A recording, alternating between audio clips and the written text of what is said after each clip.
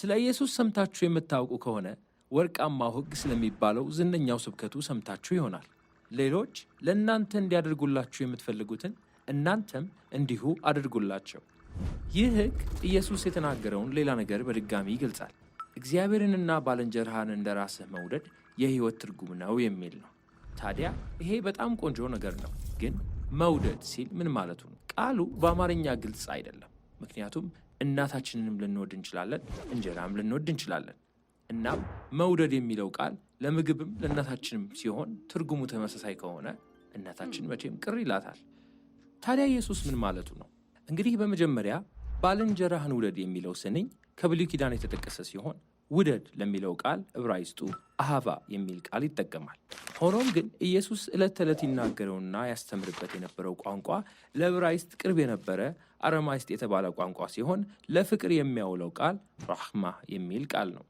ከዛ ግን የኢየሱስ ደቀ መዛሙርት የእሱን ትምህርቶች በዓለም ዙሪያ ሲያሰራጩ ወደ ግሪክ ተርጉመው አጋፔ የሚል ቃል ተጠቀሙ። የሚገርመው ነገር ግን ይህ ነው። አዲስ ኪዳንን በግሪክኛ የጻፉት የመጀመሪያዎቹ የኢየሱስ ተከታዮች አጋፔ የሚለውን ቃል የወሰዱት ከጥንት የግሪክ መዝገበ ቃላት አልነበረም። ይልቁንም የኢየሱስን ትምህርቶችና የሕይወት ታሪኩን በመመልከት ስለ ፍቅር ያላቸውን ጽንሰ ሐሳብ በአዲስ መልክ ገለጹት።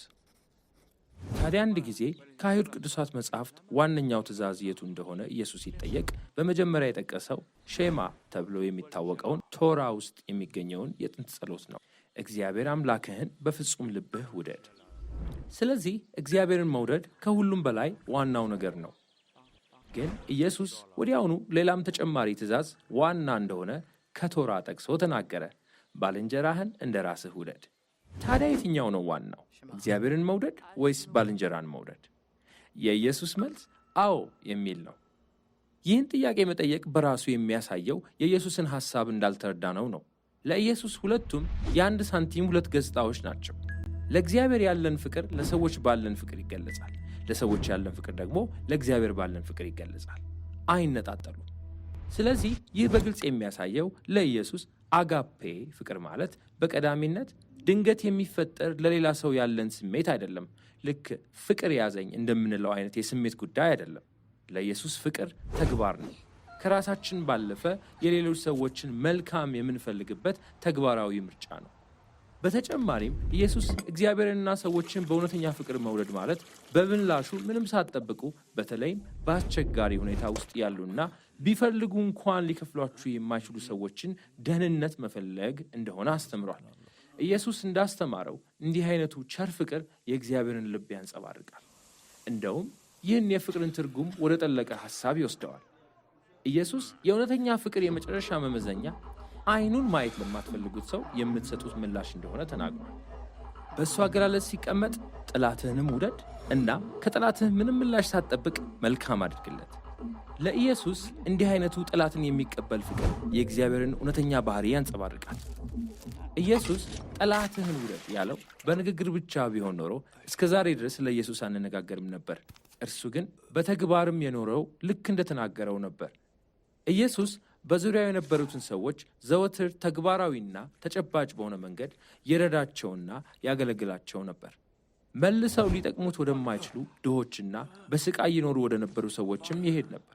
ለተረሱት ማንም ዞር ብሎ ለማያያቸው ፍቅር ያሳይ ነበር።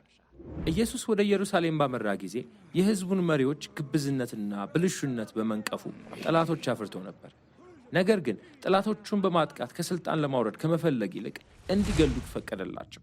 ኢየሱስም ጠላቶቹን ይወዳቸው ነበርና ስለ እነሱ ራስ ወዳድነትና ብልሹነት እሱ ሞተ። ከትንሣኤ ማለዳ በኋላ ኢየሱስና ተከታዮቹ በኢየሱስ ሕይወት ሞትና ትንሣኤ የተገለጠው እግዚአብሔር ለዓለም ያለው ፍቅር እንደሆነ አወጁ። ሐዋርያው ጳውሎስ እንዳስቀመጠው ነገር ግን ገና ኃጢአተኞች ሳለን መሲሁ ስለኛ ሞተ። ይህም እግዚአብሔር ለኛ ያለውን የራሱን አጋፔ ያሳያል። ወይም ሐዋርያው ዮሐንስ እንዳለው እግዚአብሔር አጋፔውን በመካከላችን የገለጠው እንዲህ ነው፣ እኛ በእርሱ አማካይነት በሕይወት እንኖር ዘንድ እግዚአብሔር አንድያ ልጁን ወደ ዓለም ላከ። ለዮሐንስ ይህ ወደ አንድ ድምዳሜ ይመራል። ወዳጆች ሆይ እግዚአብሔር እንዲህ ከወደደን እኛም እርስ በርሳችን መዋደድ ይገባናል። ስለዚህ የክርስትና እምነት በአጽናፈ ዓለሙ መካከል ለፈጠረው ዓለም ሞልቶ የሚፈስ ፍቅር ያለው አምላክ እንዳለ ማመንን ያካትታል። ይህ ማለት የሰው ልጅ የሕይወት ዓላማ በኢየሱስ ወደኛ የመጣውን ፍቅር መቀበልና ከዚያ ለሌሎች መልሶ በመስጠት ሌሎች ላይ ያተኮረ ራስንም ስለ ሌሎች አሳልፎ የሚሰጥ የፍቅር ስነ ምህዳር መፍጠር ማለት ነው። እናም ይህ ነው የአጋፔ የአዲስ ኪዳን ፍቅር ትርጉም።